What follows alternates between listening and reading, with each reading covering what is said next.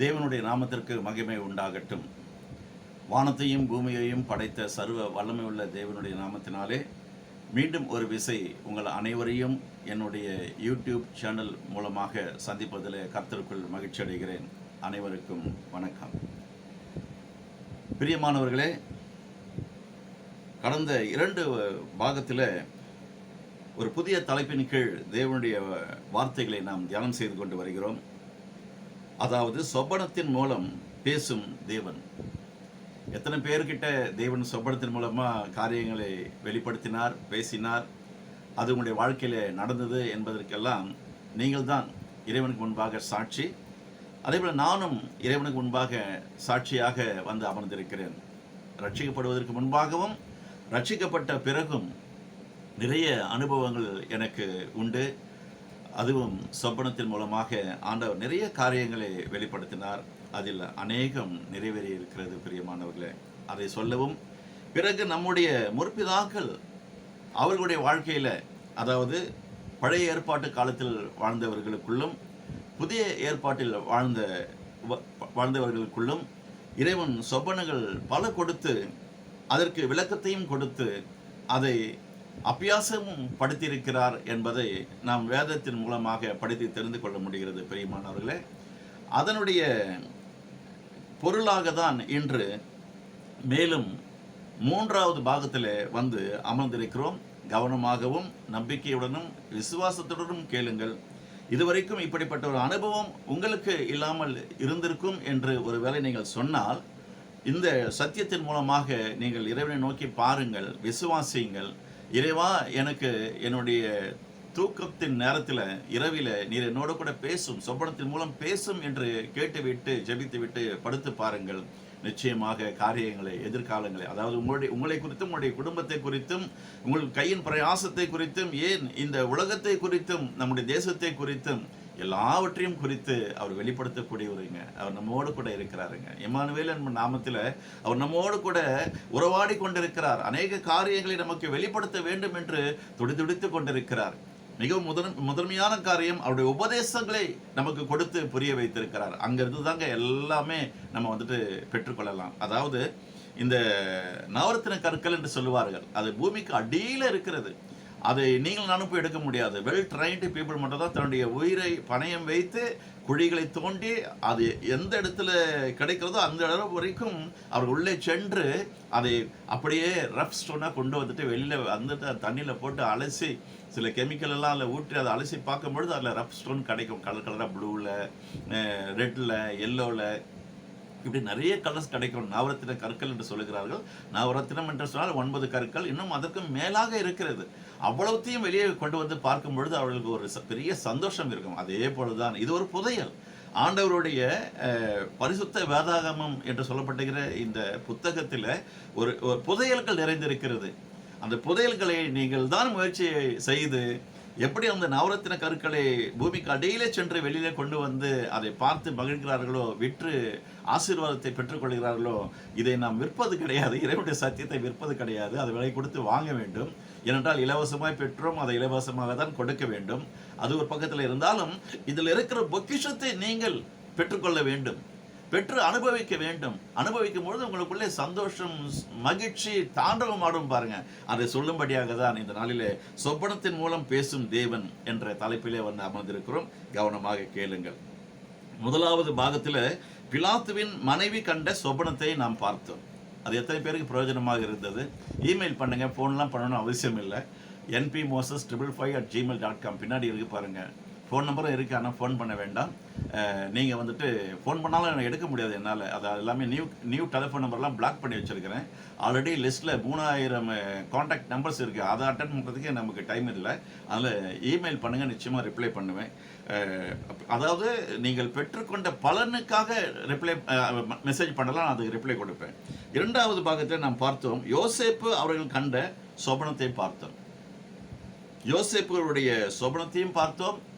அந்த தேசத்தில் பார்வோனுக்கு அந்த கண்ட சொப்பனத்திற்கும் விளக்கத்தை கொடுத்ததாகவும் நாம் பார்த்தோம். இன்று 3வது பாகத்தில் நேபுகாத் நேச்சார் என்ற ராஜா கண்ட சொப்பனத்தை தானியேல் அவர்கள் எப்படி விளக்கத்தை கொடுத்தார் என்பதை தியானிக்க இருக்கிறோம் பிரியமானவர்களே. அதாவது தானியேலுக்கு ஆண்டவர் மறைப்பொருட்களை வெளிப்படுத்துகிறார். தானியேல் 2 விதமான சொப்பனங்களை கண்டார். அதையெல்லாம் நம்ம வந்து தியானிக்கணும்னு சொன்னால் டைம் நிறைய ஆயிடும். இவரை குறித்தே ஒரு 4 பாகங்கள் போய்விடும்.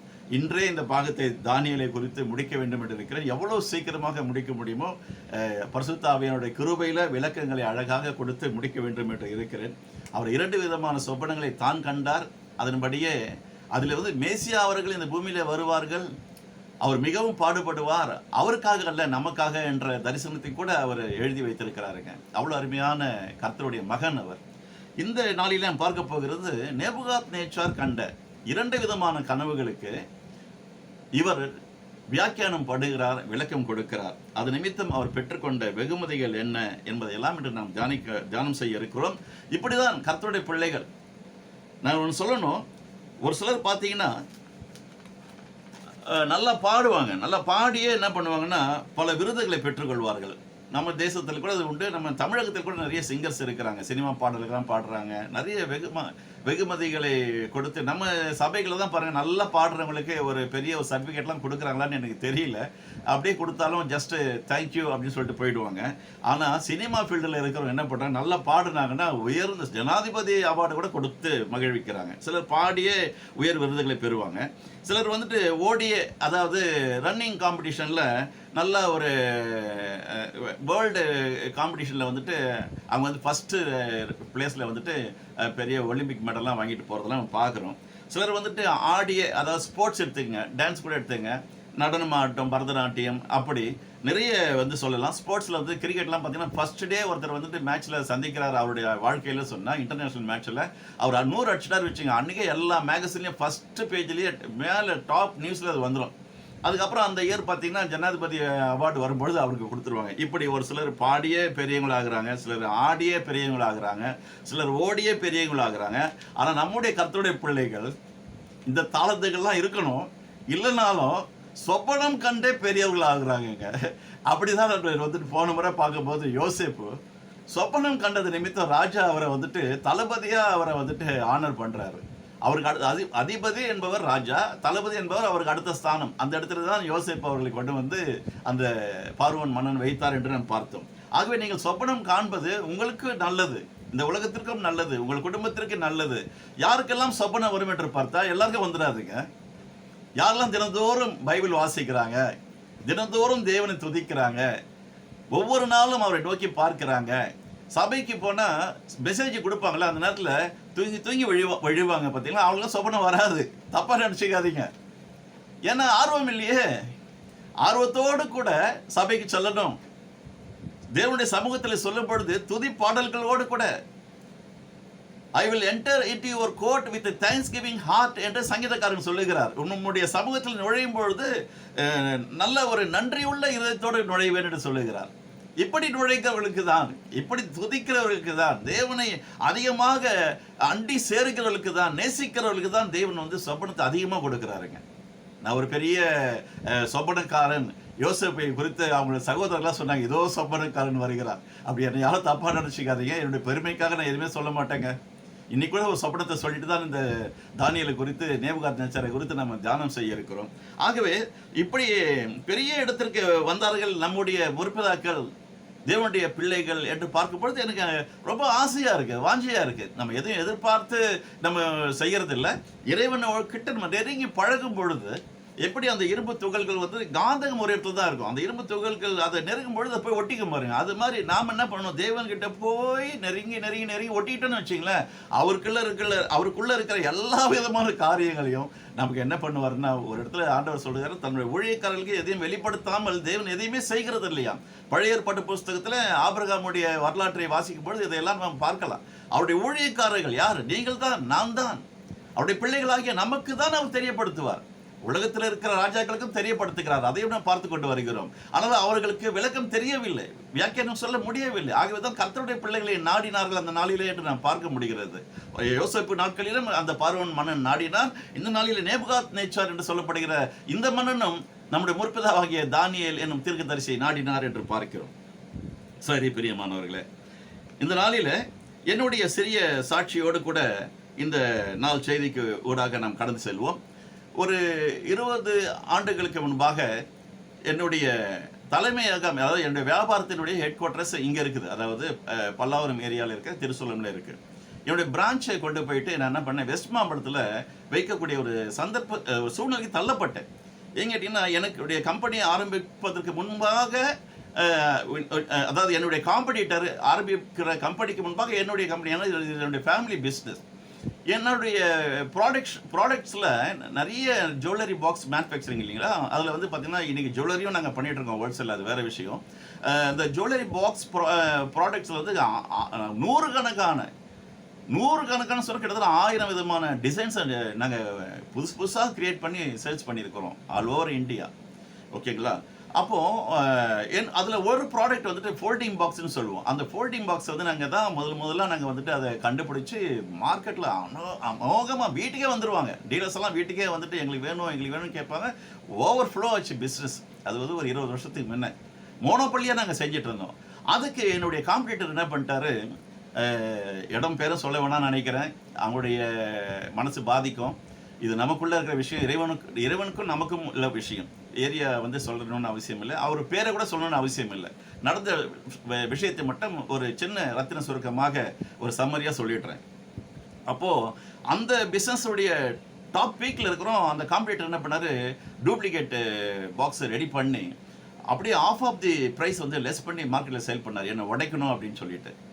சரி, இவர் இப்படி பண்ணுறாரு, நம்ம தான் இதை தயார் பண்ணோம், இவர் இப்படி எதிர்த்து நிற்கிறார். அவருக்கு எனக்கு எந்த விதமான காழ்ப்புணர்ச்சியும் கிடையாதுங்க. நமக்கு இறைவனுடைய பிள்ளைகள், நம்ம யாரையாகியும் அழிக்கணுன்ற எண்ணம் கூட நமக்கு தோணாது பாருங்கள், கனவுல கூட வராது. ஆனால் அந்த மனுஷன் வந்து உலக பிரகாரம் மனுஷன் என்ன பண்ணிட்டான், பழனி மோசஸ் வந்து ரொம்ப டாப்பில் போயிட்டுருக்காரு. தமிழ்நாடு ஃபுல்லாக, ஆந்திரா ஃபுல்லாக வந்துட்டு ஆர்டர் பிளேஸ் பண்ணுறாங்க. இதை நம்ம எப்படியாவது காப்பி பண்ணிவிட்டு நம்ம வந்துட்டு டூப்ளிகேட் பாக்ஸை ரெடி பண்ணிவிட்டு வைக்கணும்னு சொல்லிட்டு நான் ஒரு அமௌண்ட்டை செட் பண்ணுறேன். ஒரு 300 ருபீஸ் உதாரணத்துக்கு சொல்கிறேன்னா அவர் 150க்கு சேல் பண்ண ஆரம்பித்தார். மிகவும் அதாவது மார்ஜின் கூட கிடையாது. ஆனால் என் பிஸ்னஸை உடைக்கணும். இன்றைக்கி நிறைய பேர் அப்படி தான், அவங்களுடைய எண்ணங்கள்லாம் பாருங்கள் எப்படி இருக்குன்னு. அந்த நேரத்தில் நான் என்ன பண்ணேன், எனக்கு பயங்கர கோவம் வந்துருச்சு. ஒரு முறை டேரெக்டாக போய் கேட்டேன், ஏன் சார் இப்படிலாம் பண்ணுறீங்க, நான் உங்களுக்கு என்ன துரோகம் பண்ணேன், உங்கள்கிட்ட இருக்கிற பாக்ஸஸ்லாம் கூட நான் வாங்கி என்னுடைய டீலர்ஸ்க்கு நான் கொடுக்குறேன் இல்லையா, இது என்னுடைய இண்டிவிஜுவல் ப்ராடக்ட்டு, இது நான் வந்துட்டு கண்டுபிடிச்சி இதை வந்து சேல் பண்ணிட்டுருக்கேன், இதுக்கு நீங்கள் எதிர்த்து நிற்கலாமா, ஹெல்ப் தான் பண்ணணும், வேணும்னா நீங்கள் எங்ககிட்ட நீங்கள் வாங்கி விற்கலாம் அப்படின்னு சொல்லியிருந்தேன். அதுக்கெல்லாம் ஒத்துக்கலைங்க. அப்புறமா எனக்கும் அவருக்கும் ஒரு பிரச்சனை இல்லை. நான் வந்துட்டு அவர் இடத்துலையே போயிட்டு, அவர் இருக்கிற அதே பிளேஸில் ஒரு இடத்த பார்த்து நான் என்ன பண்ணேன், என்னுடைய கம்பெனி பீப்புளெலாம் அங்கே கொண்டு போயிட்டு பிஸ்னஸ் பண்ண ஆரம்பித்தோம். அப்போ அது அவருக்கு பிடிக்கல. என்ன மிரட்டிகிட்டே இருப்பார், டெய்லி ஃபோன் பண்ணி மிரட்டிகிட்டே இருப்பார். இங்கேருந்து நீங்கள் கிளம்புறீங்களா, இல்லைன்னா அவங்கள தீர்த்து கட்டுருவேன், என்னை பற்றி உங்களுக்கு தெரியாது, நான் அப்படி இப்படின்னு பெருசாக உதாரெலாம் விட்டார். அப்போது நான் வந்துட்டு அமைதியாக, இறைவா நீ பார்த்துக்கொள்ளும். ஆனால் சடிதியாக ஒரு நாள் பாருங்கள், இறைவன் என் மேலே வைத்திருக்கிற அன்பின் நிமித்தம், என் குடும்பத்தின் மேல் வைத்திருக்கிற அக்கறை நிமித்தம் ஒரு சொப்பனத்தை கொடுத்தாருங்க. ஒரு நாள் இரவு கண்ட சொப்பனம் இது. ஒரு பெரிய ராட்சசி போல, அதாவது கண்ணுக்கு எட்டாத உயரத்துக்கு கீழே இருந்து பார்த்தா அவ்வளோ பெரிய உயரம், ஒரு மலை போல ஒரு பெண்மணி அப்படி வச்சுங்களேன். ஒரு ராட்சசி மாதிரி பெரிய வாயை திறந்துக்கிட்டு, நாக்கு இவ்வளோ தூரம், இதெல்லாம் பொம்மையில் பார்த்துருப்போம், சில சிலைகளில் பார்த்துருப்போம். இந்த சொப்பனம் வந்து என்னை அப்படியே கலங்கடிச்சிருச்சுங்க. ஏன்னா தூங்க முடியல. அப்போது அந்த அந்த அந்த ராட்சசி என்ன பண்ணுறா, என்கிட்ட நெருங்கி வரா, என்ன ஸ்வாலோ பண்ணணும்னு வரா. நான் என்ன பண்ணுறேன், பக்கத்தில் வந்துட்டு தண்ணீர் இருக்குது, பால் இருக்குது, அந்த அண்டாவில் இருக்கிற குண்டாவில் இருக்கிறது எல்லாத்தையும் ஊற்றுற வாயில் குடிச்சிட்டு தாகம் தீரட்டும், இதுக்கு நாங்கள் இவ்வளோ தூரம் வெளியே தொங்கி போட்டுட்டு வருது அப்படின்னு சொல்லி சிரிச்சுட்டே சொல்கிறேன். ஆனால் அன்றைக்கி அவ்வளோ கலங்கினேன் நான். அவ்வளோ பெரிய நாக்கு இவ்வளோ தூரம் தொங்க விட்டுட்டு என்னை அப்படியே ஸ்வாலோ பண்ண வருது. அதுக்கப்புறம் நான் கொடுத்து பாக்குறேன், என்னுடைய டப்பாவில் இருக்கிறது எல்லாத்தையும் காலி பண்ணிவிட்டு, அந்த அண்டா குண்டாவில் இருக்கிற எல்லா விதமான தண்ணீர் காலி ஆகிடுச்சு, பால் காலி ஆகிடுச்சு. அதுக்கப்புறம் எதுவுமே இல்லைன்னொன்னே என்ன விழுக வருது. அப்போது அப்படியே டக்குன்னு முடிச்சுக்கிட்ட பாருங்க. அது ஒரு ஆக்ரோஷமான, ஒரு அலங்கோலமான ஒரு சொப்பனம் அது. அதை கண்ட மாத்திரத்தில் காலையில் எந்திரிச்சு உட்காந்து, இறைவா என்ன இது, மகனே நீ இந்த இடத்துல இருந்து தயவு செய்து உன்னுடைய பிரான்ச் ஆஃபீஸை காலி பண்ணணும். என்னுடைய ஹவுஸ் ஓனருக்கும், அதாவது பில்டிங் அந்த ஓனருக்கும் எனக்கு எந்த டிஸ்பியூட் இல்லைங்க. கரெக்டாக ஆன் டைம் ரெண்டல் கொடுத்துருவேன். எவ்ரி மந்த் ஃபஸ்ட் வீக்கில் 5th வரணும்னு சொல்லுவார். நான் 1ஆம் தேதி அவருக்கு கொடுத்துருவேன். தள்ளியே போனது கிடையாது. அங்கே ஒரு 2 வருஷம் தான் இருந்தோம். இது போல் சொப்பனம் வந்த உடனே ஏன் இன்றைக்கி அதை சொல்கிறேன்னு கேட்டிங்கன்னா, எந்த மனுஷன் எனக்கு விரோதமாக நான் ஒழிச்சிடுவேன்னு சொல்லிட்டு பிளான் பண்ணானோ அவன் வந்துட்டு செய்த காரியங்கள். யாக்கோபுக்கு விரோதமான மந்திர தந்திரமும் இல்லை என்று சொல்லி நாம் வேதத்திலே பார்க்கிறோம். குறி சொல்லுதல் நமக்கு எடுபடாது, மந்திர தந்திரம் வச்சா அதுக்கு எடுபடாது. ஏனென்றால் தேவன் நம்மை காக்கிறவர். இயேசு கிறிஸ்துவின் ரத்தம் ஜெயம் என்று நம்ம நம்புகிறவர்கள். அவன் என்ன ஏவல் செய்தானோ, என்ன சூனியம் வைத்தானோ எனக்கு தெரியாது, அது என்னை டச் பண்ணலை. ஆனால் ஆண்டவர் என்னுடைய ஜீவன் மேலே அக்கறை உள்ளவராக இருந்து இந்த இடத்த விட்டு நீ உடனே காலி பண்ணணும்னு சொன்னார். உயிரோடு பத்திரமாக என்னுடைய கம்பெனி ஸ்டாஃப்களோடு கூட வெக்கேட் பண்ணிட்டு வந்துட்டோங்க. எல்லா மெட்டீரியல்ஸும் எடுத்துகிட்டு வந்து சேர்ந்துட்டோம். எங்களுடைய ஹெட் குவார்ட்டர்ஸ்க்கே வந்துட்டோம். அதுக்கப்புறம் கொஞ்சம் வருஷத்தில் பார்த்தீங்கன்னா எதிர்பாராத ஒரு சூழ்நிலையில் அவர் கண்களை மூடிவிட்டார் என்ற தகவல் எனக்கு வந்ததுங்க. எப்படிங்க? நான் இன்னும் உயிரோடு கூட இருக்கிறேன். எவன் என்னை விழுங்கலாமோ என்று வகை தேடி சுற்றி திரிந்து கொண்டிருக்கிறானோ அவனை விழுங்கும்படியாக ஆண்டவர் ஒப்பு கொடுத்தாரா இல்லையா? இதற்காக தான் நாம் சொப்பனம் காண வேண்டும். நிறைய சம்பாதித்தார் அவர், பல நிலங்களை வாங்கி குவித்தார், பல கோடிக்கு அதிபதியானார். இருக்கட்டும், சந்தோஷம். ஆனால் இன்னொரு நிறுவனத்தை அழிப்பது என்பது எந்த விதத்தில் நியாயங்க? நான் பேரை சொல்ல விரும்பல, பெயர் இது வரைக்கும் வந்துருச்சு. எங்களுக்கு பிறகு ஆரம்பித்த நிறுவனம் அது. ஆனாலும் எங்களுக்கு எதிராக நின்று செயல்பட்டார். ஆண்டவருடைய கரத்தில் ஒப்பு கொடுத்து விட்டு மிகவும் மன வருத்தத்தோடு தான். ஆனாலும் ஆண்டவருடைய அந்த வார்த்தைக்கு, அந்த சொப்பனத்துக்கு நான் மதிப்பு கொடுக்க வேண்டும் அல்லவா? நான் தொடர்ந்து அங்கேயே இருந்தேன் என்று சொன்னால் என்னுடைய உயிருக்கே உத்தரவாதம் இல்லாமல் போயிருந்திருக்கும். பிரியமானவர், இதற்காக தான் சொல்லுகிறேன், சொப்பனத்தை காணுங்கள். சொப்பனம் காண்பது நல்லது. இந்த நாளிலே நேபுகாத் நேச்சார் அவர்கள் கண்ட சொப்பனத்திற்கு தானியேல் கொடுத்த பதிலை நாம் பார்க்க போகிறோம். இந்த ராஜா எப்படி தெரியுங்களா? நம்ம சொப்பனம் காண்போம், அதை நம்ம மற்றவர்கள் சொல்லுவோம். நான் இந்த சொப்பனத்தை கண்டேன்னு சொல்லுவோம். சில நேரத்தில் வியாக்கியானம் சொல்ல முடியும், சில நேரத்தில் வியாக்கியானம் சொல்ல முடியாமல் இந்த சொப்பனத்தை நினச்சிட்டு அசை போட்டுக்கொண்டு இருப்போம். ஆனால் இந்த ராஜா எப்படி கேட்டிங்கன்னா, அவர் சொப்பனம் கண்டார். அந்த சொப்பனத்தை நான் என்ன சொப்பனம் கண்டேன் அப்படி நீங்கள் சொல்லுங்க அப்படின்னு ராஜா என்ன பண்ணுறாரு, தன்னுடைய தேசத்தில் இருக்கிற ஞானிகள் எல்லாம் அழைக்கிறார், குறி சொல்லுகிறவர்களெல்லாம் அழைக்கிறார், ஜோசியம் பார்க்கிறவர்கள் எல்லாரையும் அழைக்கிறார். இதெல்லாம் நான் சம்மரியாக சொல்லிடுறேன். ஏன்னா படித்தா கிட்டத்தட்ட 11 அதிகாரங்கள் இருக்குது. எல்லாவற்றையும் படித்து கொண்டு இருந்தால் நான் ஒவ்வொரு செர்மனை 30 நிமிஷத்தில் முடிக்கணும்னு நினைக்கிறேன். அது முடியவே இல்லைங்க. ஏன்னா இது பெரிய வரலாறு. இந்த காரியங்கள் எல்லாம் ஒரு 30 நிமிஷத்துக்குள்ளே, 1 மணி நேரத்துக்குள்ளே முடிக்க முடியல. அதனால அதுக்கு மேலே மாதத்துக்கு 2 மெசேஜ் கொடுப்பேன். இப்போலாம் வாரம் கொடுத்துடணும். எவ்வளோ நாட்கள் இந்த பூமியில் நம்ம உயிர் வாழ்ந்து கொண்டு இருக்கிறோம், அதற்குள்ளாக இறைவனுடைய காரியங்களை நாம் பெற்றுக்கொண்ட இந்த சந்தோஷத்தை பெருக வையகம், அவ்வளோதான். வேறு சிம்பிள்ங்க. There is no more any other expectation to me. இவ்வளோ வெரி சிம்பிள் எக்ஸ்பெக்டேஷன். நான் பெற்றுக்கொண்ட இந்த சத்தியத்தை, நான் வளர்ச்சி அடைஞ்சிருக்கிறேன். இறைவனுடைய கிருபை எங்கள் மேலே இருக்கிறது, எங்களை ஆசீர்வதித்துக் கொண்டே இருக்கிறார். இப்படியே நீங்களும் இந்த சத்தியத்தை கேட்டு அவரோடு கூட நெருங்கி பழகும் பொழுது, விசுவாசிக்கும் பொழுது, சொப்பனங்களை பெற்றுக்கொள்ளும் பொழுது நிச்சயமாக நீங்கள் உயர முடியும். பிரியமானவர்களே, இந்த மனுஷன், இந்த ராஜா ஒரு வித்தியாசமான ராஜா. அதாவது அவருக்குள்ள ஒரு அரக்க குணம் இருக்கட்டும் சொல்லலாம். யாராவது நீங்க கண்ட கனவை என்கிட்ட கேட்டா நான் எப்படிங்க சொல்லுவேன்? அவர் சொல்றாரு, நீங்க சொல்லியே ஆகணும், இல்லைன்னா நான் உங்க தலையெல்லாம் வெட்டிடுவேன்னு சொல்றாருங்க. ரணகலம் ஆயிடும்ன்றாரு. இப்படியே வருது, வசனங்கள்லாம் வாசித்து பாருங்க. ரணகலம் ஆயிடும், நீங்க யாருமே உயிரா இருக்க மாட்டீங்க. ரொம்ப கோவப்பட்டான். ஏன்னா அந்த அளவுக்கு அந்த சொப்பனம் நான் கொஞ்ச நேரத்தில் என்னுடைய சொப்பனத்தை சொன்னேன் இல்லைங்களா? இன்னும் நிறைய சொப்பனம் இருக்கு. இன்னும் நிறைய பகுதிகளாக நான் பிரித்து பேச போகிறேன். ஒவ்வொரு சொப்பனத்தையும் சொல்லிக்கொண்டு வருவேன். என்னுடைய அனுபவங்களையும் நான் சொல்லிக்கொண்டு வர வேண்டும், தேவனுடைய நாமத்தின் மகிமைக்காக, என்னுடைய நாமத்தின் மகிமைக்காக அல்ல. அப்படி இருக்கும் பொழுது இந்த ராஜா ரொம்ப கலங்கி என்ன சொல்றாரு, ஆகையால் சொப்பனத்தை எனக்கு சொல்லுங்கள். அது தானியேல் புத்தகம் 2வது அதிகாரத்தை வாசிக்கிறேன், 9வது வசனம். ஆகையால் சொப்பனத்தை எனக்கு சொல்லுங்கள், அப்பொழுது அதன் அர்த்தத்தையும் உங்களால் காண்பிக்க கூடுமோ என்று நான் அறிந்து கொள்வேன். கல்தையர் சமூகத்தில் பிரதியுத்தரமாக ராஜா கேட்கும் காரியத்தை அறிவிக்கத்தக்க மனுஷன் பூமியில் ஒருவனும் இல்லை. ஆகையால் மகத்துவமும் வல்லமையுமான எந்த ராஜாவும் இப்படிப்பட்ட காரியத்தை ஒரு சாஸ்திரியிடத்திலாவது, ஜோசியின் இடத்திலாவது, கல்தையரின் இடத்திலாவது கேட்டதில்லை. ராஜா கேட்கிற காரியம் மிகவும் அருமையானது. அவங்க சொல்றாங்க பாருங்க, வாசிக்கிறேன். மாம்சமாய் இருக்கிறவர்களோட வாசம் பண்ணாத தேவர்களே ஒழிய. எப்படிங்க? இதான் புரியுதா உங்களுக்கு?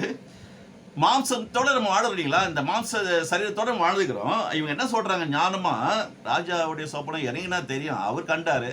அந்த சொப்பனத்தை நான் என்ன கண்டேன் நீங்க சொல்லுங்கன்னு சொல்றீங்க. எஸ்கேப் ஆகணும், ஏன்னா உயிர் பயம் இருக்குல்ல. அது அந்த ராஜாவும் கண்டுபிடிக்கிறார். நான் வாசிக்கிறேன். மாம்சமாய் இருக்கிறவர்களோட வாசம் பண்ணாத தேவர்களே ஒழிய ராஜ சமூகத்தில் அதை அறிவிக்கத்தக்கவர் ஒருவரும் இல்லை என்றார்கள். இது நிமித்தம் ராஜா மகா கோபமும் உக்கிரமும் கொண்டு பாபிலோனில் இருக்கிற எல்லா ஞானிகளையும் கொலை செய்யும்படி கட்டளையிட்டாங்க. அந்த காலத்துலயோ ராஜாங்க எப்படிதான் எடுத்தும் கவுத்தோன்னு கொலை செஞ்சிடணுங்க, தலையை சீவனம். ஆண் பிள்ளைகள்லாம் கொன்று போடுன்னு சொல்லுவான் ஒரு ராஜா. எல்லா ஞானிகளையும் கொன்று போடு, யாரும் இருக்கக்கூடாது.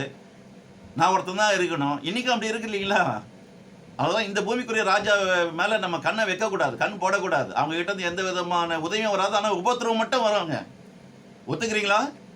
இன்னைக்கும் நம்ம ஃபேஸ் பண்ணிட்டு இருக்கிறோம். அதனால தான் ராஜாக்களுக்கெல்லாம் ராஜாவா இருக்கிற ராஜாதி ராஜாவை நாம் கண்ணோக்கி பார்க்க வேண்டும். எனக்கு ஒத்தாசை ஒரு பருவதற்கு நேராக என்னுடைய கண்களை ஏறெடுப்பேன்.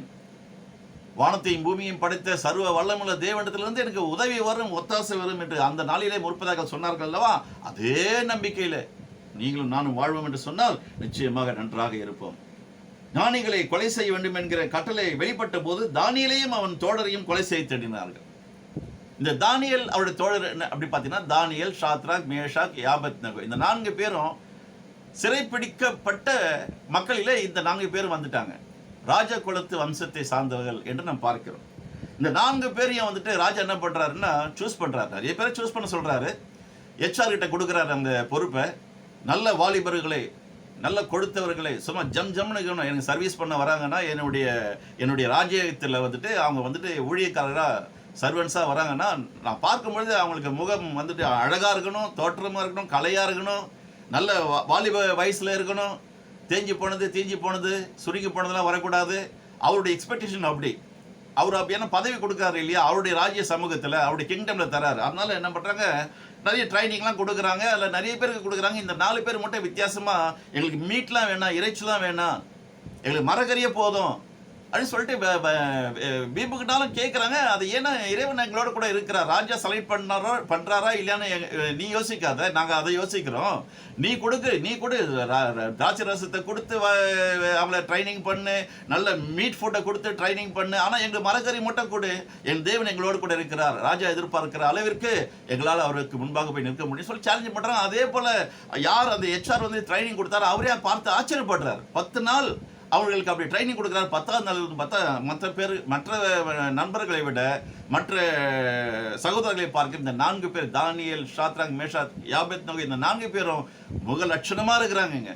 தேவனுடைய மகிமை, தேவனுடைய சாயலா அவங்க இருக்கிறத அவர் பார்த்துட்டு ஆச்சரியப்படுறார். இதெல்லாம் ஒரு சம்பவம். இதெல்லாம் நீங்கள் வந்து 1 அதிகாரத்தில் நீங்கள் வாசித்து தெரிஞ்சு கொள்ளுங்க. சரி, பாபிலோன் ஞானிகளை கொலை செய்ய புறப்பட்ட ராஜாவுடைய தலையாரிகளுக்கு அதிபதியாகிய ஆரியோகோடே தானியேல் யோசனையும் புத்தியுமாய் பேசி, இதெல்லாம் நான் திரும்ப வாசிக்க போறதில்ல, அது சம்மரியா நான் சொல்லிடுறேன். அந்த எந்த இடத்துல இருந்து ராஜா கிட்ட இருந்து உத்தரவு வந்ததோ, அந்த உத்தரவை இவங்க பெற்றுக்கொண்ட மாத்திரத்தில் போய் திரும்ப சொல்லுற மந்திரியே, போய் திரும்ப சொல்லுங்க ராஜா கிட்ட, அவர் யாரையும் கொலை பண்ண வேண்டாம், எங்களையும் அவர் கொலை பண்ண வேண்டாம், அவர் கண்ட சொப்பனத்தை நான் சொல்லுகிறேன் என்று சொல்லி தூது அனுப்புகிறாருங்க. எப்படிப்பட்ட ஒரு ஞானம் இது! அதனால தானே சிலர் ஆடியே பெரியவங்களானாங்க, சிலர் பாடியே பெரியவங்களானாங்க, சிலர் ஓடியே பெரியவங்களானாங்க, சிலர் சொப்பனத்தை கண்டே பெரியவங்களானாங்க. இந்த உலகத்தில் சொப்பனங்களை மட்டுமே கண்டு பெரியவர்களான சமுதாயம் ஒன்று உண்டு என்று சொன்னால் அன்றும் சரி இன்றும் சரி அது இறைவனுடைய பிள்ளைகள் என்று சொல்லப்படுகிற நம்முடைய சமுதாயங்க. இப்போ சொல்லுங்க, நீங்க சந்தோஷமா இறைவன்கிட்ட கேட்கணும்ல, ஆண்டவரே என்னோட கூட பேசும். அவர் பேசுகிற தேவனுங்க, அவர் ஊமையான தேவன் அல்ல. அவர் பேசுகிற தேவன் இன்றும் பேசிக் கொண்டிருக்கிறார். அவர்களோடு கூட அந்த நாளிலே பேசினவர் இன்றும் பேசிக் கொண்டிருக்கிறார். பின்பு ராக்காலத்தில் தரிசனத்தில் தானியேலுக்கு மறைபொருள் வெளிப்படுத்தப்பட்டது. ஏன்னா இறைவனுடைய சபையில் போய் உட்கார்ந்து கேட்கிறாரு. இந்த பொல்லாத ராஜா நேபுகாத்நேச்சார் அவர் கண்ட கனவை சாஸ்திரிகள் கிட்ட கேட்கிறார், ஞானிகள்கிட்ட கேட்கிறாரு. ஈவன் என்னுடைய தலையை கூட செய்வணும்னு நினைக்கிறாரு. என்னுடைய நண்பர்கள் 3 பேரையோட தலையும் செய்வணும்னு நினைக்கிறாரு. என் தெய்வமே, வானத்தையும் பூமியையும் படைத்த சர்வ வல்லமுள்ள தெய்வமே, எங்களை உருவாக்கின தெய்வமே, அவர் கண்ட கனவை எனக்கு வெளிப்படுத்தும். ஆண்டவர் வெளிப்படுத்தினாருங்க. அந்த தைரியத்தோடு கூட போயிட்டு ராஜாவுக்கு முன்னாடி நிற்கிறாருங்க. 31வது வசனம், 2வது அதிகாரம் 31வது வசனத்தில் இப்படியாக வருகிறது. ராஜாவே, நீர் ஒரு பெரிய சிலையை கண்டீர். அவன் தானே கேட்குறான், நான் கண்ட சொப்பனத்தை நீங்கள் என்னுடைய மந்திரி சபையில் இருக்கிற இந்த ஞானிகள், சாஸ்திரிகள், ஜோசியக்காரர்கள் சொல்லணும்னா யாராலும் சொல்ல முடியல. அவங்க உஷாராக எஸ்கேப் ஆகிறாங்க. அதுக்கு பெரிய கோபம் கூட ராஜாவுக்கு வந்துருச்சு. உங்களுக்கு உயிர் பயம் இருக்கிறதுனால, நான் கண்ட கனவை நீங்கள் சொல்ல முடியாததுனால நீங்கள் நைஸாக என்ன பண்ணுறீங்க, மாம்சத்தோடு கூட வாசம் செய்கிற தேவர்கள் இதை வெளிப்படுத்த மாட்டார்கள் சொல்லிட்டான். அப்போ அவனுக்கு என்ன, அவன் ஏற்கனவே குழப்பத்தில் இருக்கலாம், இன்னும் மேலும் குழப்பத்தை வந்து ஞானிகள் சொல்லிட்டாங்க. நல்ல வேலை இறைவன் வந்துட்டு நம்முடைய முற்பிதாவாகிய தானியேல் என்னும் தீர்க்கதரிசிக்கு வெளிப்படுத்தினார் பாருங்க. ராஜாவே, நீர் ஒரு பெரிய சிலையை கண்டீர். ஏன் என்னுடைய சொப்பனத்தை சொன்னா, அது ஒரு பெரிய ராட்சசி மாதிரி ஒரு பெரிய உருவம் அப்படியே விழுகணும் போல வருது. அப்படியே கலங்கி போனோம் பாருங்க. அதே மாதிரி தான் இவர் அந்த நாளில கலங்கி இருக்கிறார். ராஜாவே, நீர் ஒரு பெரிய சிலையை கண்டீர். அந்த பெரிய சிலை மிகுந்த பிரகாசம் உள்ளதா இருந்தது. அது உமக்கு எதிரே நின்றது. என்னங்க, அதன் ரூபம் பயங்கரமா இருந்தது. இதே மாதிரி தான் எனக்கு அந்த சொப்பனம். எப்படி என் உயிரை காப்பாத்தார் பார்த்தீங்களா? அதாவது இறைவனோடு கூட நம்ம நெருங்கி பழக வேண்டும். அப்பாவுடைய கையை பிடிச்சிட்டு போற குழந்தைய போல நம்மளுக்கு குழந்தைகள் தானே. நாம அவரை விட பெரியவர்கள் போல நம்ம சிந்திக்க கூடாது, செயல்படக்கூடாது. இன்றும் அவருக்கு நம் குழந்தைகள் தான். அவருடைய கரங்களை பிடித்து நடக்கிறவர்கள் அத்தனை பேருக்கும் காரியங்களை ஆண்டவர் வாய்க்க பண்ணுவார். சொப்பனங்களுக்கு விளக்கத்தை கொடுப்பார். அடுத்த வசனம் இப்படியாக வருகிறது. அந்த சிலையின் தலை பசும்பொன்னும். ராஜா கண்ட சொப்பனத்தை அப்படியே வர்ணிக்கிறார் பாருங்க. இவர் பார்த்துட்டார் அந்த சொப்பனத்தை, ஆண்டவர் காமிச்சிட்டார். தலை பசும்பொன்னும், அதன் மார்பும் அதன் புயங்களும் வெள்ளியும், அதன் வயிறும் அதன் தொடையும் வெண்கலமும், அதன் கால்கள் இரும்பும், அதன் பாதங்கள் பாதி இரும்பும் பாதி களிமண்ணுமாய் இருந்தது. சொப்பனம் இதுதான், அதன் அர்த்தத்தையும் ராஜ சமூகத்தில் தெரிவிப்போம் என்று சொல்லுகிறாருங்க. ராஜா கிட்ட அந்த 4 விதமாக சொல்றாருங்களா, தலையிலிருந்து பாதம் வரைக்கும் அதனுடைய அர்த்தத்தை சொல்றாரு பாருங்க. அதே அதிகாரத்தில் வருது. 38வது வசனத்தை எப்படியாக வருகிறது. சகல இடங்களிலும் உள்ள மனுபுத்திரரையும் வெளியின் மிருகங்களையும் ஆகாயத்து பறவைகளையும் அவர் உமது கையில் ஒப்பு கொடுத்து நேபுகாத்நேச்சார்ட்ட சொல்றாரு. உம்மை அவைகள் எல்லாம் ஆளும்படி செய்தார், ராஜாவாக வைத்தார். பொன்னான அந்த தலை நீரே. நீர் கண்ட சொப்பனத்தில் அந்த தலை பொண்ணா இருந்தது அல்லவா, கோல்டில் செய்யப்பட்டது போல இருந்தது. அந்த அந்த அந்த தலை நீரே, நீரே ராஜாவே. அடுத்து சொல்றார் 2வது, உமக்கு பிறகு உமக்கு கீழ்த்தரமான, நீ நல்ல ஒரு குவாலிட்டி மேன் அப்படின்னு சொன்னா உனக்கு அடுத்து வருகிற ராஜ்யம் எப்படி இருக்குமா, கீழ்த்தரமான ராஜ்யம் தோன்றும். பின்பு பூமியை எல்லாம் ஆண்டு கொள்ளும். இன்னைக்கும் கீழ்த்தரமான ராஜ்யம் தோன்றி தாங்க இருக்கு. அன்னைக்கு மட்டும் இல்லை, அது அப்படியே தொடர்ந்து வருது பாருங்க. வெண்கலமான 3ஆம் ராஜ்யம் ஒன்று எழும்பும்.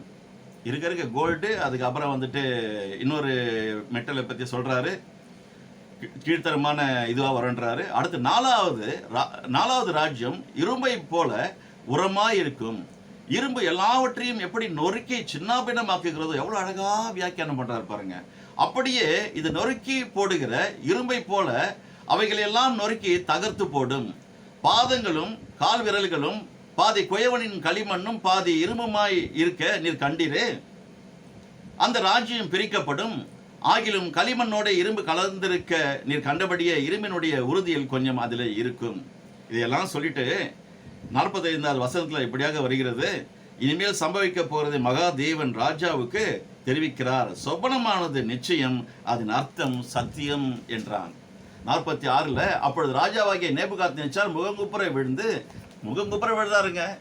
யாரெல்லாம் கொலை பண்ண சொல்லி துடிச்சானோ அவனுக்கு இந்த இப்படிப்பட்ட ஒரு வியாக்கியானத்தை கொடுத்த மாத்திரத்தில் ராஜா என்ன பண்றான், தன்னால் நியமிக்கப்பட்ட ஒரு சர்வீஸ் பண்ணும்படியாக அந்த இடத்துல ஒரு சர்வெண்ட் போல வருகிற அந்த மனுஷனுடைய காலில் இருந்து ராஜா விழுறாருங்க. இப்படி செய்வாரா மாட்டாரா?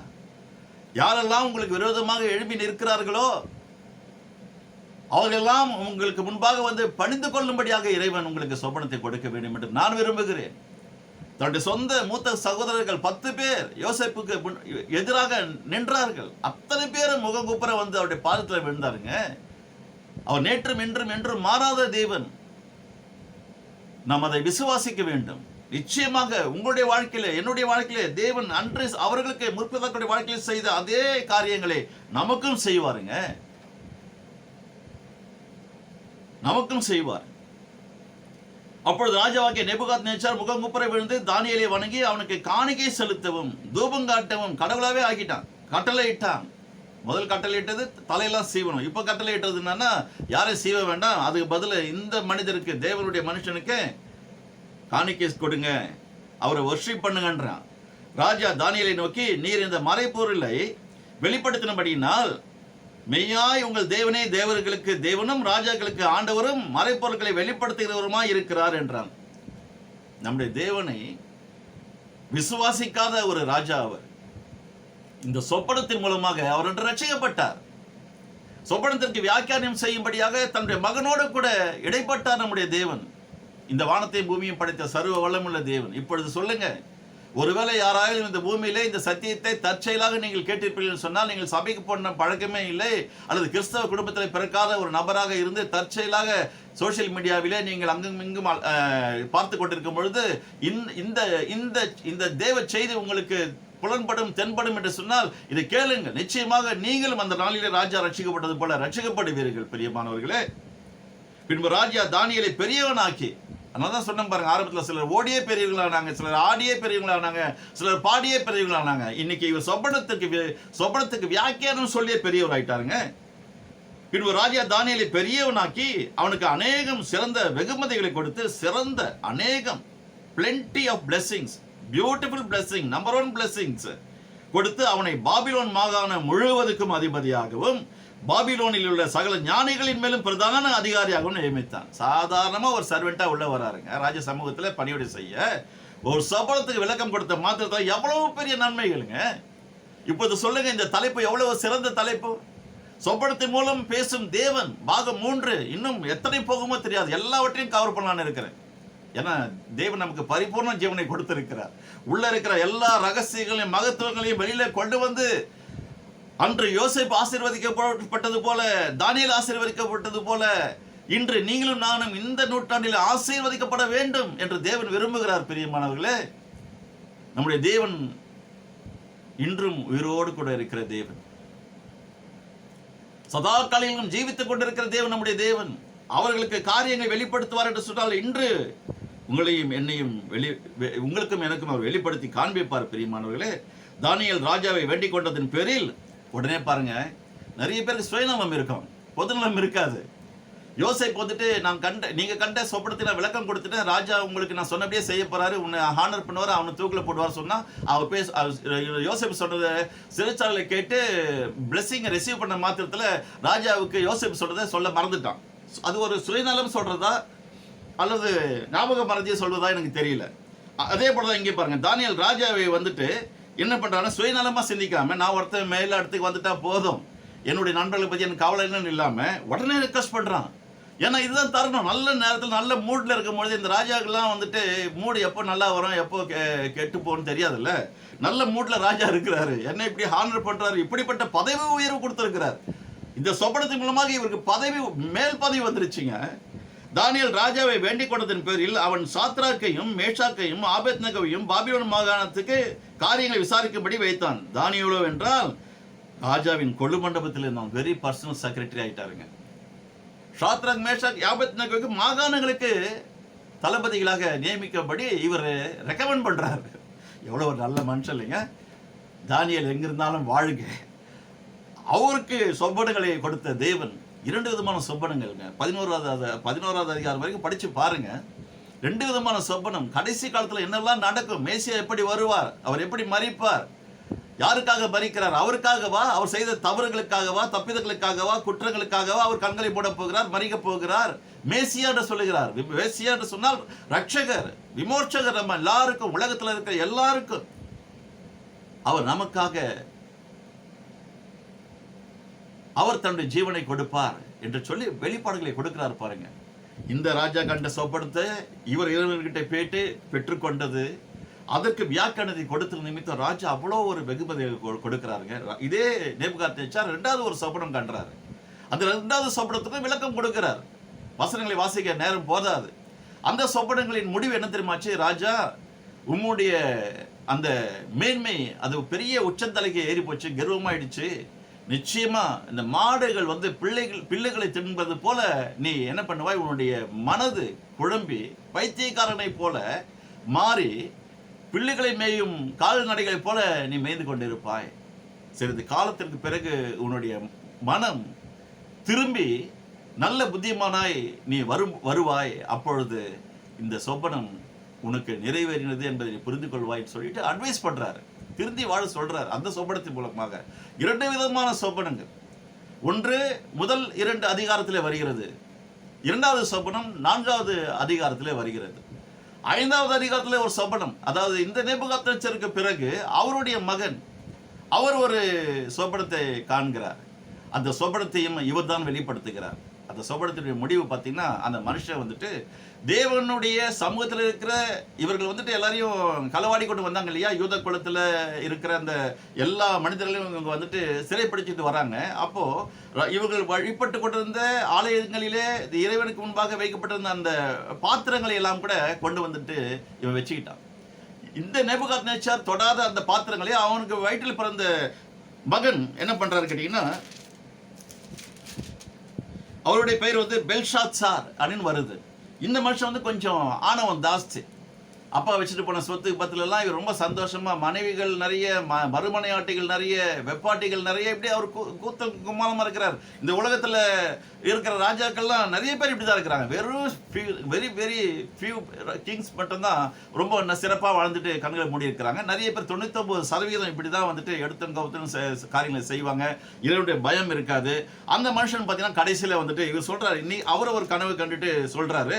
அந்த கனவுக்கு அவர் சொல்றாரு பாருங்க, பரலோகத்தின் ஆண்டவருக்கு விரோதமாக உம்மை உயர்த்தினீர், அவருடைய ஆலயத்தின் பாத்திரங்களை உமக்கு முன்பாக கொண்டு வந்தார்கள். நீரும் உம்முடைய பிரபுக்களும் உம்முடைய மனைவிகளும் உம்முடைய வைப்பாட்டிகளும் அவைகள் திராட்சரசம் கொடுத்தீர்கள்.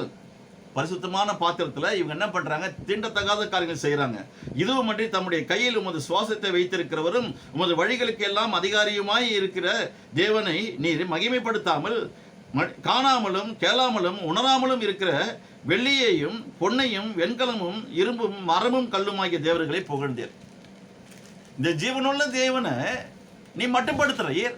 ஆனால் ஒன்றுக்குமே பிரயோஜனம் இல்லாத பொன்னினாலே, வெள்ளினாலே, வெண்கலத்தினாலே, கல்லினாலே, மரத்தினாலே செய்த இந்த விக்கிரகங்களை நீ என்ன பண்ற? மேன்மை பாராட்டுகிறீர், புகழுகிறீர். இவருடைய அப்பா என்ன சொன்னாரு? இந்த தானியேலுடைய தேவன் தான் உண்மையான தேவன் என்று கடைசியில் ரட்சிக்கப்பட்டார், மனம் திரும்பினார்.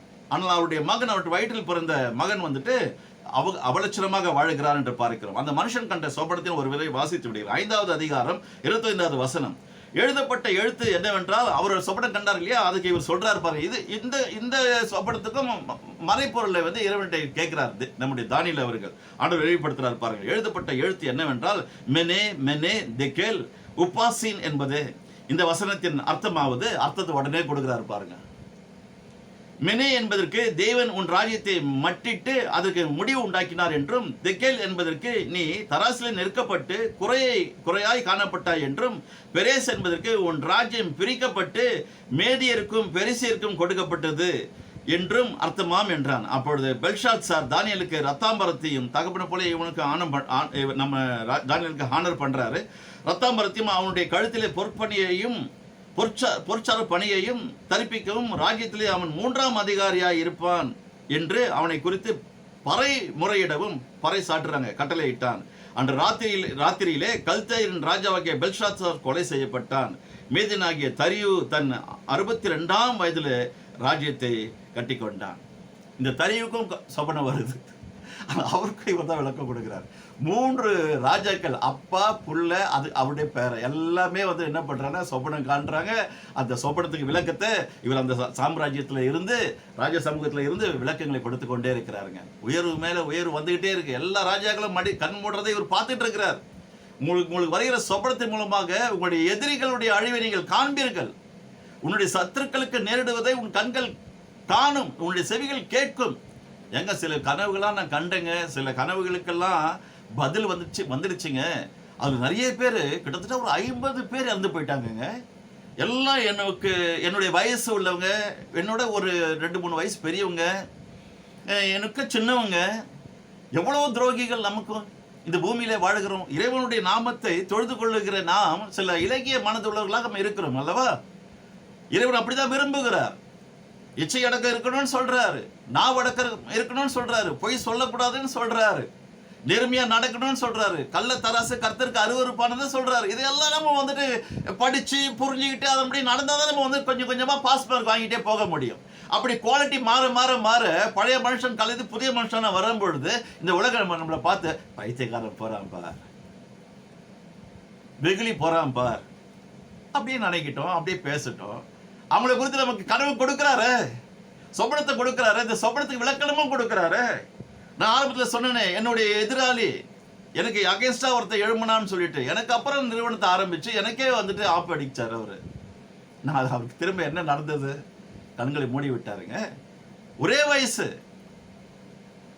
நானும் என் மனைவியும் பிள்ளைகளும் பேத்தியோடும் எவ்வளவு சந்தோஷமா நாங்கள் வாழ்ந்துட்டு இருக்கிறோம். ஒரே ஏஜ் குரூப்ல இருக்கிற பல கோடி சம்பாதிச்ச என்ன பிரயோஜனம்? இந்த ராஜாக்கள் என்ன நேர்ந்ததோ அதே போல இந்த கூஜாவுக்கும் நேர்ந்ததுங்க. உங்களுடைய சத்துருக்களுக்கு நீங்கள் யாரெல்லாம் உங்களுக்கு நீங்க எதுவுமே அவங்களுக்கு தீமை செய்யல, ஆனா அவங்க உங்களுக்கு தீமை செய்யறாங்களா, இறைவன்கிட்ட போய் உட்காருங்க, பேரை சொல்லுங்க. இவன் என்னுடைய சத்துரு, உனக்கு தெரியும். உன்னுடைய கண்களுக்கு மறைவாக அவன் வாழவில்லை, உனக்கு தெரியும். என்னிடத்துல நீர் பேசுகிறது எனக்கு தெரியும். அதே போல அவங்க கிட்ட நீங்க பேசுங்க. கடவுளே, என்னை படைத்த இறைவா, நீர் அவர்களுடைய சொப்பனத்தில் நீர் பேசும். வெரி சிம்பிளுங்க இது. நான் நிறைய இப்படிதான் ஜெபிக்கிறது. என்னுடைய எதிரிகளுடைய விரோதிகளுடைய நல்ல டீப் ஸ்லீப்ல சொப்பனத்தின் மூலமா நீங்க பேசுங்கப்பா.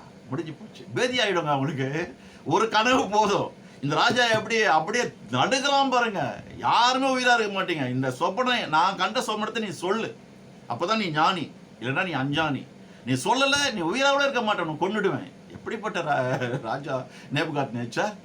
அவங்க அதிக கலங்கி போயிட்டான். நான் எனக்கு என்னவோ ஆக போகுது, என்னுடைய உயிருக்கு ஏதோ உழ வருது, இது என்ன எனக்கு புரியலையே, நான் நல்ல ஒரு பெரிய மேன்மையான ஒரு பொசிஷன் நான் இருக்கிறேன்னு. தானியேல் முதல் அதிகாரத்திலிருந்து 11வது அதிகாரம் வரைக்கும் படிச்சு பாருங்க பிரியமானவர்களே. எவ்வளவு ஒரு அருமையான தேவன் இவர், எவ்வளவு ஒரு அருமையான தேவன். எல்லாவற்றுக்கும் இவர் வந்துட்டு விளக்கத்தையும் வியாக்கியானத்தையும் தானியேல் மூலமாக 3 ராஜாக்களுக்கும் கொடுத்தது மட்டுமன்றி தானியேலுக்கே இறைவன் வந்துட்டு 2 சொப்பனங்களை கொடுக்கிறாருங்க. அதெல்லாம் நீங்க படிச்சு பார்க்கணும். இந்த வேத புத்தகம் தாங்க நமக்கு உயிர், இதுதாங்க நமக்கு உயில். இது அப்பாவுடைய சித்தம், வில். இதுலதான் உங்களுடைய நிலங்கள் இருக்கிறது, தங்கங்கள் இருக்கிறது, வெள்ளி இருக்கிறது, உங்களுடைய எதிர்காலம் இருக்கிறது. இது அவர் என்னெல்லாம் உங்களுக்கு சொத்தா கொடுத்திருக்கிறாரோ அதனுடைய உயில் தான் இது. அடிக்கடி சொல்லுவேன், இது ஒரு கைடு, இது ஒரு மேனுவல். இந்த பரிசுத்த வேதாகம் இல்லாமல் நாம் உயிர் வாழ முடியாது. மாம்சத்துக்கு இந்த உலக பிரகாரமான போஜனம் தேவை, தண்ணீர் தேவை.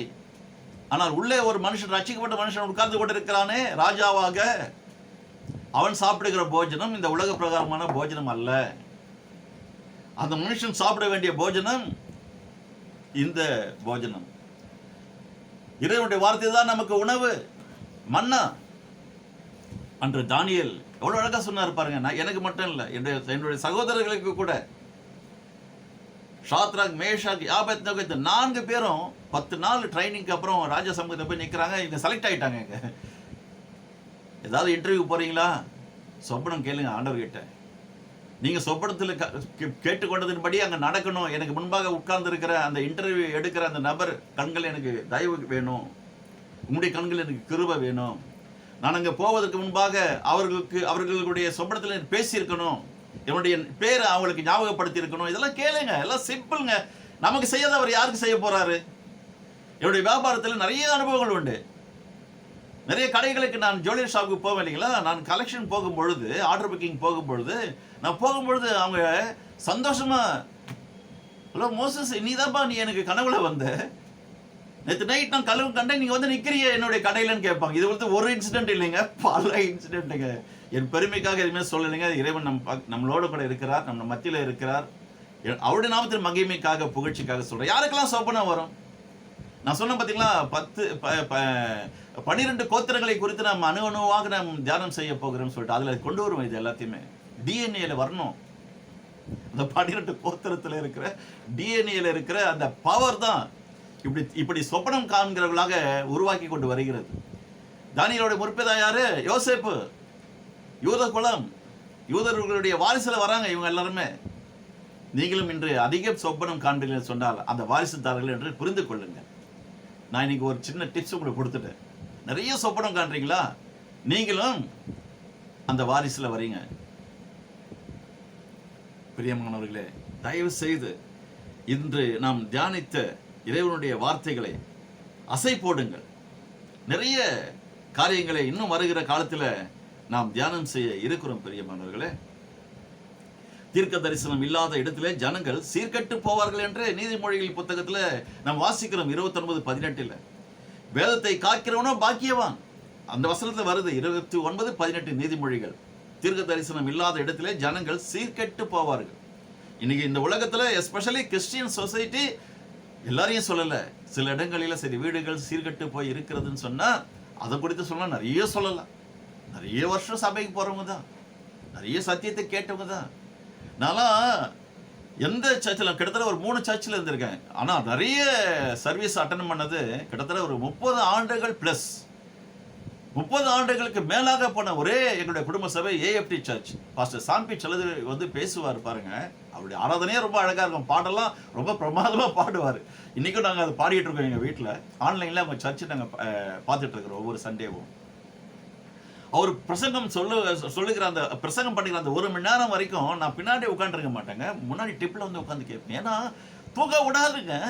நிறைய பேர் நீ தூங்கிட்டு இருக்காங்க சபையில வந்துட்டு. ஏன் தூங்கணும்னா வீட்லயே வந்து தூங்கலாமே. கர்த்தர் உங்களை ஆசீர்வதிப்பார். உங்களுடைய நித்திரையை நல்ல நித்திரையாக இன்பமான நித்திரையாக மாற்றி தருவார். எது சபையில வந்து தூங்கணும்?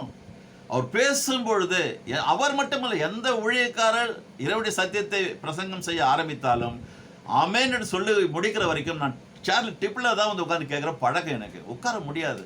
அடிக்கடி வார்த்தை வரும் பாருங்க, ஆமென் அல்லேலூயா வரும். ஏன்னா ரிசீவ் பண்றோம்ல, அந்த ஃபுட்டு நல்லா இருக்குல்ல, டேஸ்டா இருக்குல்ல, சுவையா இருக்குல்ல, கர்த்தர் நல்லவர் என்பதை ருசித்து பாருங்க, அவருடைய கிருபை என்றும் உள்ளது. அந்த தேவ மனுஷன் இன்னும் பல ஆண்டுகள் 100 ஆண்டுகள் கடந்து ஊழியம் செய்ய வேண்டும் என்று இந்த தேவனுடைய சமூகத்தில் உட்கார்ந்து அவர் நினைவு கூறுகிறேன். அவரை ஆசீர்வதிக்கிறேன். அவருடைய மகனின் ஜீவன் செல்லதுரையை ஆசீர்வதிக்கிறேன். அவருடைய மனைவி, அவருடைய மகள் எல்லாரையும், எல்லாரும் குடும்பம் முழுவதும் பேர பேத்தியில் எல்லாரையும் ஆசீர்வதி, சபையை ஆசீர்வதிக்க, சபைக்கு வருகிற ஆயிரக்கணக்கான குடும்பங்களையும் ஆசீர்வதிக்கிறேன். ஆண்டவர் எவ்வளவு பெரிய தேவன். இந்த சபைக்கு சென்ற பிறகுதான் எங்களுக்கு நிறைய வெளிப்பாடுகள் கிடைத்தது. கடனே இல்லாமல் என்று வாழ்கிறோம் என்று சொன்னால் அவர் காட் இஸ் டெப்ட் ஃப்ரீ காட் என்ற ஒரு செய்தியை கொடுத்தார். பிடிச்சுக்கிட்டோம் பாருங்க உடுவுப்படியா. 15 வருஷமா ஒரு நயா பைசா இன்ட்ரெஸ்ட் பே பண்ண தேவை இல்லைங்க. இன்ட்ரெஸ்ட் பே பண்ண தேவையில்லைன்னா லோன் இல்லைன்னு அர்த்தம். இருக்கிறதுலையே வாழ்ந்துகிட்டு இருக்கணும். ஆண்டவர் கொடுப்பார். அவர் இருக்கிறார். அவர் போதுமானவருக்கும் மிகவும் அதிகமானவர். மீண்டும் சந்திப்போம் விரைவில். அடுத்த ஞாயிற்றுக்கிழமை மீண்டும் ஒரு புதிய இதே தலைப்பு தான் 4வது பாகத்தில் உங்களை வந்து சந்திப்பேன். அது வரைக்கும் நான் உங்களிடத்திலிருந்து விடைபெற்றுக் கொள்கிறேன். கர்த்தருடைய நாமம் மட்டுமே மகிமைப்படட்டும். நீங்கள் எந்த இடத்துல இருந்தாலும் கர்த்தர் உங்களோடு கூட இருப்பாராக. God bless you all. வணக்கம். See you again. Bye bye.